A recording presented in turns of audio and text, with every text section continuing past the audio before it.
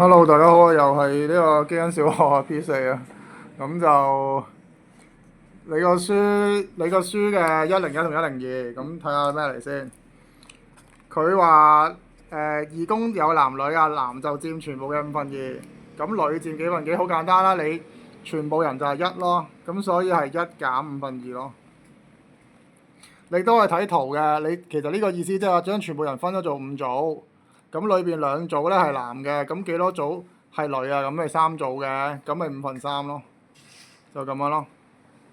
咁所以佢係佔5/3，你咁樣諗咪得咯。全部係1或者全部係5份，咁5份裏邊有2份係男，咁另外3份就女咯。好啦，第二題啦，咁就呢個仲因參加呢個用咗咁多上晝下晝 OK，共用即係全部啦。咁你而家問呢個係有小時，小時咧係有單位嘅，咁你做嘅就係減啦，因為呢個係小時，呢個小時同單位可以直接減，咁就2又5/6減1又1/6，因為總共係咁多啊嘛，你減咗上午嘅時間就係下午咯。咁而家呢度就你都唔使通分，冇去分母一樣噶嘛，咁咪1又幾多喺度？咁但係之後你要用最簡份數喎，正常嚟講，咁應該係咁樣咯。即係正常要咁做嘅。好啦，第三題啦，咁今次係賣米啊，賣米咁就原本咁多，賣咗咁多，仲有幾多？咁咪50減35，5/4咯。咁呢個好簡單啊，即係佢賣咗幾多，剩低幾多。咁你哋自己做呢個時候咁話，你可以將佢改做49又5/幾啊，5/5咁咯。跟住減35又4/5，又係唔使通分母嘅，咁自己做一做啦。